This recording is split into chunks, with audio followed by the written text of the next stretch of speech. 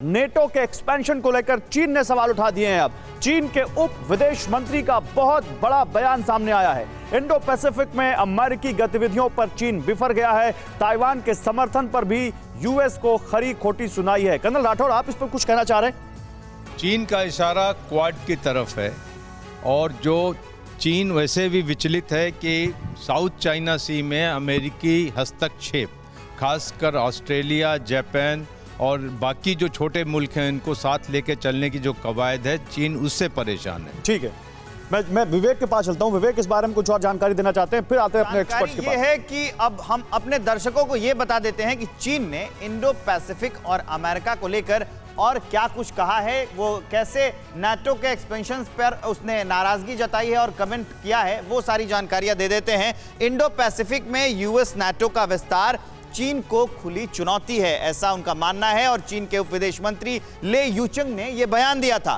Taiwan का समर्थन कर अमेरिका रेड लाइन क्रॉस कर रहा है और चीन की दहलीज पर अमेरिका अपनी ताकत दिखा रहा है, ये उप विदेश मंत्री ने कहा। अमेरिका का इंडो पैसिफिक में विस्तार गंभीर नतीजे के संकेत हैं और अमेरिका का यह कदम इंडो पैसिफिक क्षेत्र को आग में झोंक देगा, यह कहा है चीन के उप विदेश मंत्री ने। इंडो पैसिफिक में नाटो का विस्तार एक सोची समझी रणनीति है। तो अभी उप विदेश मंत्री ये कह रहे हैं कि सोची समझी रणनीति है। एक और ये भी देखा गया कि ताइवान पर जो है वो हमेशा से सैन्य सहायता मुहैया कराता है और अमेरिका ये कहता रहा है कि वो उसके साथ आएगा, लेकिन विडंबना ये है कि अमेरिका पहले कह देता है और अगर वो यूक्रेन की तरह बदल गया तो आप तो बड़ी बात यह है विवेक कि चीन जो कह रहा है सर, कोचर सर, चीन जिसे लेकर विरोध जता रहा है, क्या चीन खुद वही नहीं करता है? अगर अमेरिका को लेकर वो कह रहा है समुद्र क्षेत्र में, तो चीन भी अपनी ताकत को और ज्यादा मजबूत करने में लगा रहता है, जिसके बाद बाकी देशों को कॉन्टिन्यूअस डिस्टर्बेंस है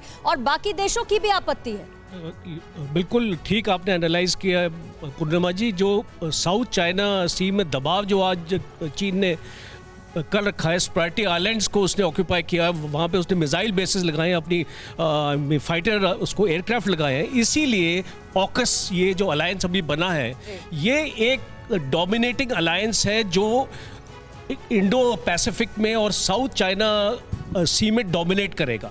और दूसरा ये जो इम्प्रेशन हमको जो मिल रहा है कि अमेरिका ताइवान की मदद के लिए आएगा, आई थिंक आपको इसके बारे में दोबारा सोचना पड़ेगा, बिकॉज अमेरिका जरूर मदद करने आएगा। एक अमेरिका की इमेज का सवाल है और दूसरा जो भी इमेज के साथ साथ समझौता भी है, दूसरा बाइडेन अपना एज ए लीडरशिप अपने आप को और ज्यादा डाउन मोड में नहीं लेकर यस एब्सोल्युटली। और अभी आप ताइवान की जो हेल्प अपना देखें कि वहाँ पे यूएस आर्मी जो ट्रेनिंग दे रही है उनको वेपनरी में, अमेरिका के एयरक्राफ्ट है ताइवान के पास और हथियार भी आने वाले हैं ताइवान के पास। और लेकिन सर सवाल यही है कि कुल मिलाकर क्या अमेरिका की ये मदद ताइवान को बचा पाएगी बर्बाद होने से? क्योंकि ये हाल हम यूक्रेन का होता हुआ भी दिख रहा है। हथियार तो है लेकिन यूक्रेन अब पूरी तरीके से बर्बाद हो चुका है।